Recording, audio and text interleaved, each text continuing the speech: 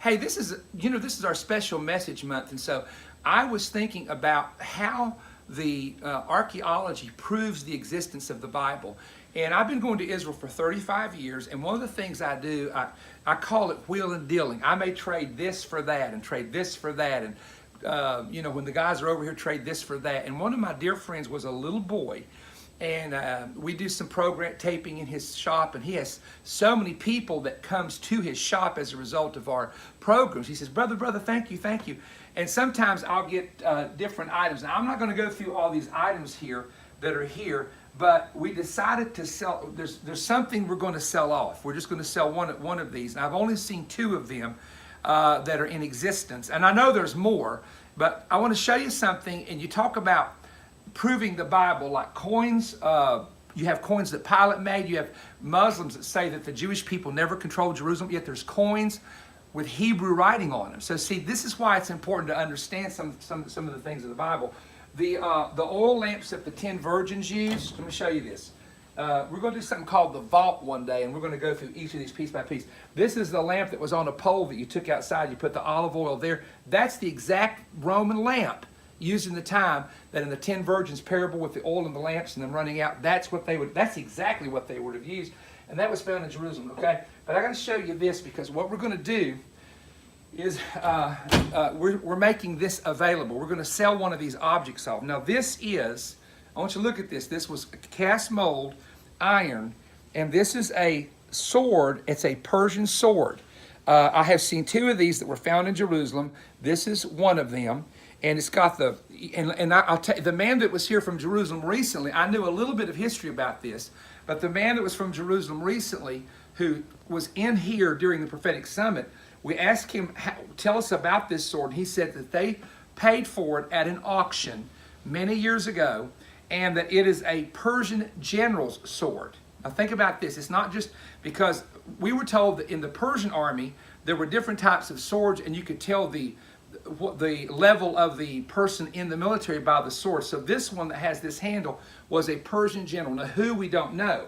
But the amazing thing about this to me is that it is a part of history, and it was found in an excavation. They were digging a sewer out in Jerusalem and actually found this, and you can't just keep it. The person finds it, can't keep it. It's turned over to the Israeli Museum. The Israeli Museum then lets dealers get them and sell them, and of course Israel gets money off of that as well. So this is for sale. Now contact, let me tell you how to do this. Well, you can send Tiffany an email. Now this is not cheap. This is going to be, they paid $15,000, and we're thinking about selling it to a partner for somewhere around maybe $8,000, which is a bargain. Or if you want to do more, and you can call Tiffany, and Tammy will get in touch with you about how you can get this if you're interested. But I wanted to show you that because most of this other stuff ain't ever going to be sold. Just trust me. But the only reason that we're doing this actually is because right here, and this is all personal, this isn't ministry related, right here is a spear. Now this is never going to be sold. This is going to stay in the family. This is a spear from the Roman time. When the Roman soldiers marched into the garden to arrest Jesus, that's the kind of spear. And let me show the tip. Can you get the tip? Not on the bottom. It goes into a shaft, a wooden shaft. See that? You see my reflection on there. Wow. Reflection in the spear. So anyway, and the reason I'm showing you this is in a private office. By the way, it's very secure. Nobody's going to take it because we're going to see them on 20 cameras if they do. And then anyway, so if you're interested in this, and you don't just ask questions about it and not be interested, but this is we're interested in a partner getting a hold of that. That's a museum piece of history.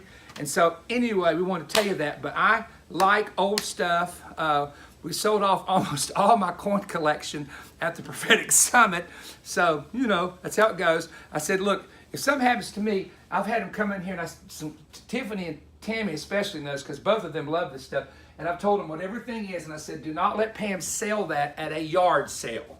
Okay? So Pam just don't care about old stuff like this, So we have to get folks who do care about it. Anyway, partners, I thank you for the time that you take with us and the time that you support the ministry. And you need to know this. Everything you give to VOE goes 100% back into ministry. All the books I sell at the table, back in the ministry. Everything on television, back in the ministry. I do not get royalties from any book, CD, DVD, cassette, whatever is on that table. That's back in the ministry. I get no royalties off of the internet. I get no royalties off of television. People think I do. I do not. Everything you give in your offerings, Voice of Evangelism Ministry. Everything you give in books, tapes, and videos, Voice of Evangelism Ministry. And it goes to take care of 7 outreaches. And what we're going to do one day, we're going to show you, because I cannot go on TV and show you the missions work because they'll kill the kids in India. I'm really serious.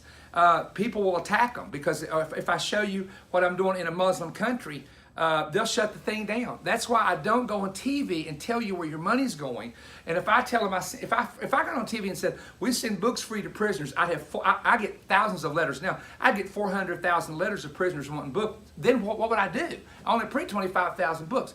So we cannot go on TV and tell you everything. So we're going to do a video only for partners to show you literally what we're investing in. We'll do that in a couple of weeks or maybe a month or two and let you really see so that you will know privately without me having to go publicly.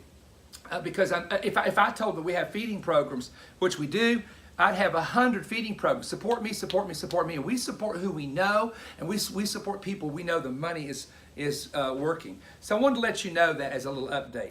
All right, got to go.